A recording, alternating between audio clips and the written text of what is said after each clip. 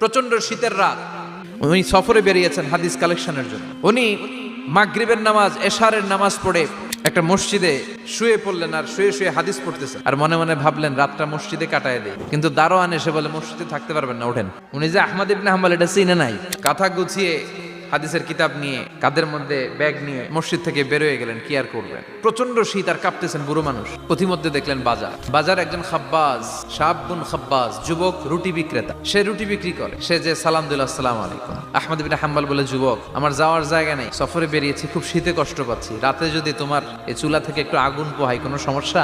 যুবক বলে, না না সমস্যা না, আহলান ওয়া সাহলান, বস আমদের, আসেন আসেন, আপনি আগুন পোহাইলে আমার সমস্যা কি? আল্লাহ শুকরিয়া করে উনি বসলেন আর আগুন পোহাচ্ছেন। আর খেয়াল করলেন যুবক রুটি বানায় আর পরে আস্তাগফিরুল্লাহ, রুটির দলা বানায় পরে আস্তাগফিরুল্লাহ, খামির বানায় আর পরে আস্তাগফিরুল্লাহ, খালি এইটাই পড়তেছে। ইমাম আহমদ ইবনে হাম্বল তো অবাক, কিরে এটা আবার কেমন যুবক, খালি আস্তাগফিরুল্লাহ। উনি প্রশ্ন করলেন, যুবক ঘটনা কি? আসার পর থেকেই তোমার দেখতেছি তুমি রুটি বানাও, রুটি বিক্রি করো আর পড়ো আস্তাগফিরুল্লাহ। যুবক বলে, আস্তাগফিরুল্লাহ আমার সবচেয়ে বেশি পছন্দের আমল, আমি সব সময় আঠার মতো ইস্তেগফারের সাথে লেগে থাকি আর সব সময় পড়তে থাকি আস্তাগফিরুল্লাহ, আর এর বদৌলতে আল্লাহ আমারে মুস্তাজাবুদ দাওয়া বানিয়ে দিয়েছে। আহমদ ইবনে হাম্বল তো অবাক, তুমি মুস্তাজাবুদ দাওয়া, রুটিওয়ালা?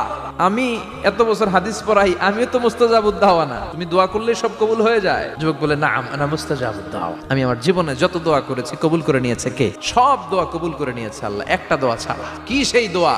যুবক এবার বলতে শুরু করলো, আমার জীবনে যে দোয়াটা আল্লাহ কবুল করে নাই সেটা হচ্ছে আমি আল্লাহর কাছে অনেক চেয়েছি, অনেক দোয়া করেছি যে আল্লাহ, শুনেছি এই জামানার সবচেয়ে বড় মুহাদ্দিস, তার নাম নাকি ইমাম আহমদ ইবনে হাম্বল, আল্লাহ তোমার কাছে আমার চাওয়া আমি যেন এই ইমাম আহমদ ইবনে হাম্বলরে দেখে মরতে পারি। আহমদ ইবনে হাম্বল আবেগপ্রবণ হয়ে গেলেন, চোখের পানি ছেড়ে দিলেন, বললেন, যুবক তোমার এই দোয়াটাও কবুল হয়ে গিয়েছে, আহমদ ইবনে হাম্বল তোমার দরবারে ছুটে এসেছে। যুবক চোখের পানি ছেড়ে দেয়। যুবক চিৎকার মেরে ইমাম আহমদ ইবনে হাম্বলকে জড়িয়ে ধরে, হাতে হাত রেখে মুসাফা করে, কপালের মধ্যে চুমু খায় আর আল্লাহর শুকরিয়া করে বলে, ও ইমাম, আসলে এই দোয়াটাও আল্লাহ আজকে কবুল করে নিল।